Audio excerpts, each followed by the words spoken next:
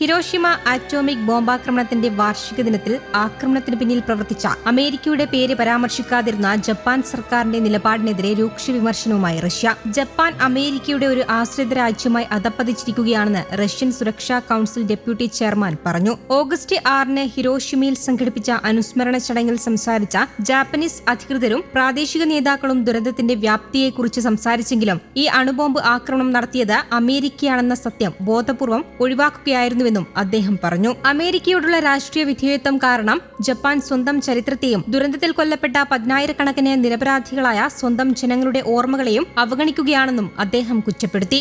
1945 ഓഗസ്റ്റിൽ ഹിരോഷിമയിലും നാഗസാക്കിയിലും അണുബോംബ് വർഷിച്ച ലക്ഷക്കണക്കിന് മനുഷ്യരുടെ ജീവനെടുത്തത് അമേരിക്കയാണെന്ന യാഥാർത്ഥ്യം മറച്ചുവെക്കാൻ ജാപ്പനീസ് ഭരണകൂടം ശ്രമിക്കുന്നത് അപലപനീയമാണെന്നും നിലവിലെ ഭൗമരാഷ്ട്രീയ സഖ്യങ്ങളുടെ പേരിൽ ചരിത്ര സത്യങ്ങൾ വളച്ചൊടിക്കപ്പെടുകയാണെന്നും റഷ്യൻ നേതാവ് കൂട്ടിച്ചേർത്തു.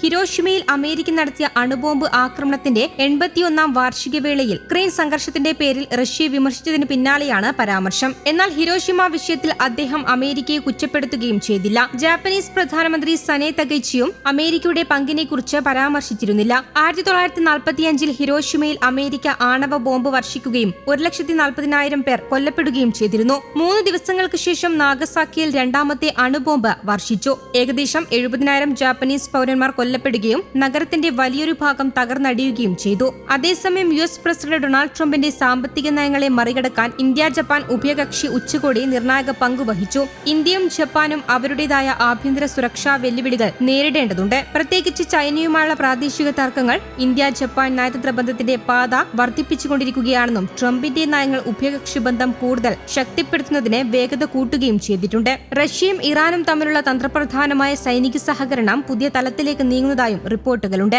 ഡ്രോണുകൾ, മരുന്നുകൾ, ആഹാര സാധനങ്ങൾ എന്നിവ ഉൾപ്പെടുന്ന വലിയൊരു കൈമാറ്റം പൂർത്തിയാക്കാൻ റഷ്യ ഒരുങ്ങുന്നതായാണ് പാശ്ചാത്യ ഇന്റലിജൻസ് റിപ്പോർട്ടുകൾ. ഇറാനിൽ നടന്ന ആക്രമണങ്ങൾക്ക് തൊട്ടു പിന്നാലെയാണ് ഇരു രാജ്യങ്ങളിലെയും ഉന്നത ഉദ്യോഗസ്ഥർ ഡ്രോൺ കൈമാറ്റത്തെക്കുറിച്ചുള്ള രഹസ്യ ചർച്ചകൾ ആരംഭിച്ചതെന്നാണ് റിപ്പോർട്ടുകൾ. ഇറാനിയൻ നേതൃത്വവുമായി ചർച്ചകൾ നടക്കുന്നുണ്ടെന്ന കാര്യം അദ്ദേഹം സമ്മതിച്ചെങ്കിലും മരുന്നുകൾ ഉൾപ്പെടെയുള്ള മാനുഷിക പരിഗണനയിലുള്ള സഹായങ്ങൾക്കാണ് റഷ്യ മുൻഗണന നൽകുന്നതെന്ന് അദ്ദേഹം വ്യക്തമാക്കി. ഏകദേശം 13 ടൺ മരുന്നുകൾ ഇതിനോടകം തന്നെ അസർബൈജാൻ വഴി ഇറാനിലേക്ക് അയച്ചിട്ടുണ്ടെന്നും അദ്ദേഹം വ്യക്തമാക്കി. എന്നാൽ ആയുധങ്ങൾ കൈമാറുന്നതിനൊപ്പം ഇറാനുമായുള്ള ഇന്റലിജൻസ് സഹകരണവും റഷ്യ വർദ്ധിപ്പിച്ചിട്ടുണ്ടെന്നും റിപ്പോർട്ടുകളുണ്ട്. ഉപഗ്രഹ ചിത്രങ്ങൾ, ടാർഗറ്റിംഗ് ഡാറ്റ, വിപുലമായ ഇന്റലിജൻസ് പിന്തുണ എന്നിവ റഷ്യ ഇതിനോടകം തന്നെ ഇറാന് നൽകിക്കഴിഞ്ഞു. ഇറാന്റെ പോരാട്ടവീര്യം വർദ്ധിപ്പിക്കുന്നതിനൊപ്പം ഇറാനിലെ രാഷ്ട്രീയ സാഹചര്യം സ്ഥിരപ്പെടുത്താനും റഷ്യയുടെ ഈ പിന്തുണ സഹായിക്കുമെന്ന് മുതിർന്ന പാശ്ചാത്യ ഉദ്യോഗസ്ഥർ വിലയിരുത്തുന്നു. പശ്ചിമേഷ്യയിൽ തങ്ങളുടെ പ്രധാന യുദ്ധതന്ത്രമായി ഇറാൻ കാണുന്ന വൺ വേ അറ്റാക്ക് ഡ്രോണുകളുടെ ഉൽപാദനത്തിലും റഷ്യ വലിയ സഹായമാണ് നൽകുന്നത്. ഇറാനിയൻ ഡിസൈനുകളെ അടിസ്ഥാനമാക്കി 2023 മുതൽ റഷ്യ സ്വന്തമായി ഡ്രോണുകൾ നിർമ്മിച്ചു വരികയായിരുന്നു. നിലവിൽ ഇറാൻ നിർമ്മിക്കുന്ന ഡ്രോണുകളേക്കാൾ സാങ്കേതികമായി ഏറെ മുന്നിലുള്ള സംവിധാനങ്ങളാണ് റഷ്യ വികസിപ്പിച്ചിരിക്കുന്നത്. ഡ്രോണുകളുടെ എഞ്ചിനുകളിലും നാവിഗേഷൻ സംവിധാനങ്ങളിലും മാറ്റങ്ങൾ വരുത്തിയ റഷ്യ